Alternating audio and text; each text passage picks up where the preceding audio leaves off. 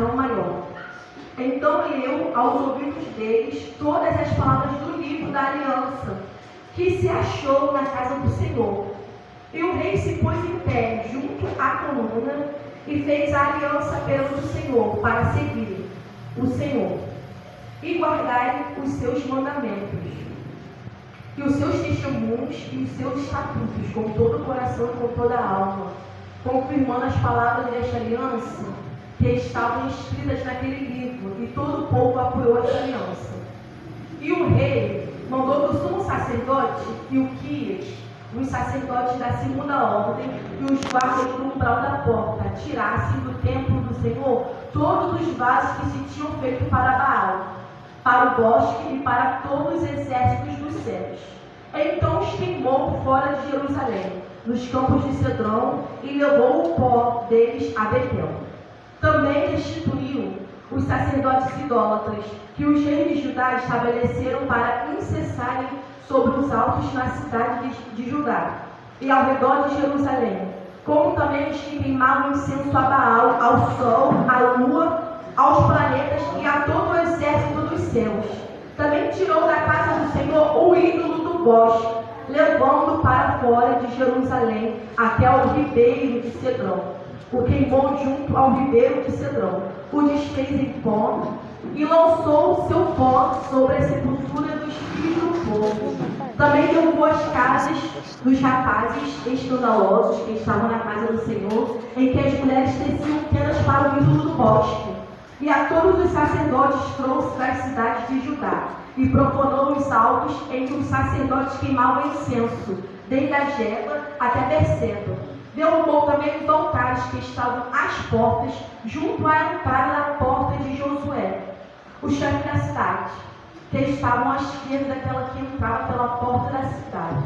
Mas os sacerdotes dos altares não sacrificavam sobre o altar do Senhor em Jerusalém, porém comiam pães não fermentados no meio de seus irmãos.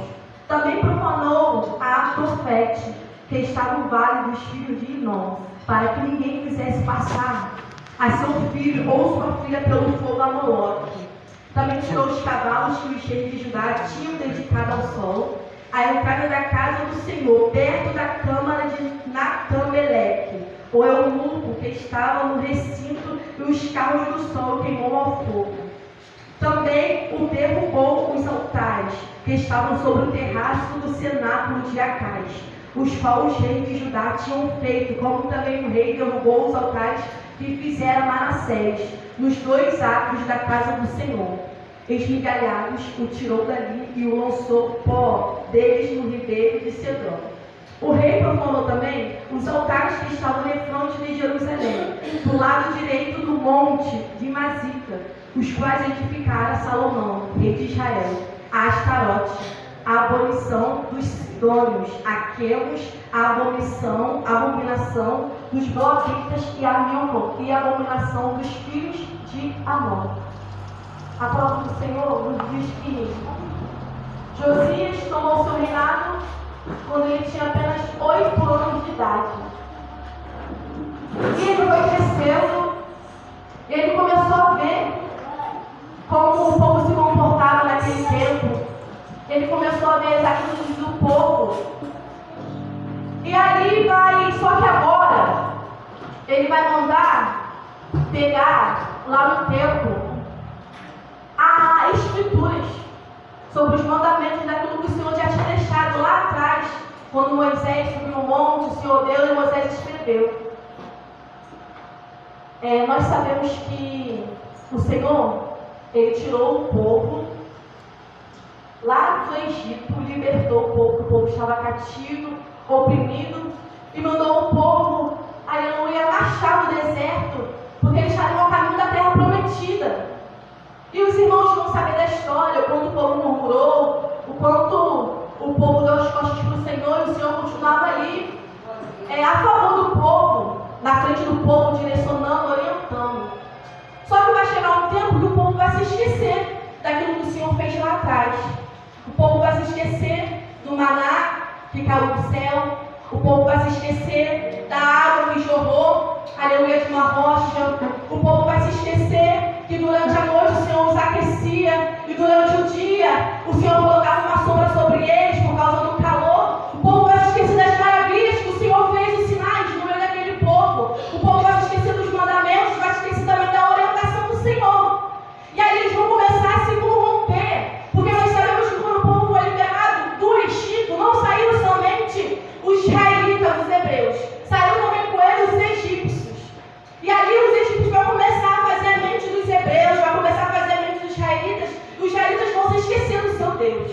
Vão se esquecer daquele que os libertou, daquele que guerreou por ele dando vitória a todo momento em frente de guerra, e eles vão começar a se contaminar, eles vão começar a profanar o nome do Senhor, vão começar a se curvar e adorar outros deuses, e o Senhor não vai se agradar, o Senhor vai se afastar, vai tirar a presença do povo, porque ele viu que o povo voltou o coração ao contrário para ele, e o Senhor vai se afastar, e ali vai entrar um rei, segundo o rei, todos os reis que entraram após o rei Davi, todos pecaram perante ao Senhor, todos induziram os hebreus a adorar outros deuses, a se dobrar, a se curvar. Só que houve um tempo que o Senhor colocou Josias à frente como rei. A palavra do Senhor nos diz que Josias era um homem reto perante ao Senhor. Era um homem que não se desviava dos caminhos do Senhor nem para a direita, nem para a esquerda. Oh, Deus.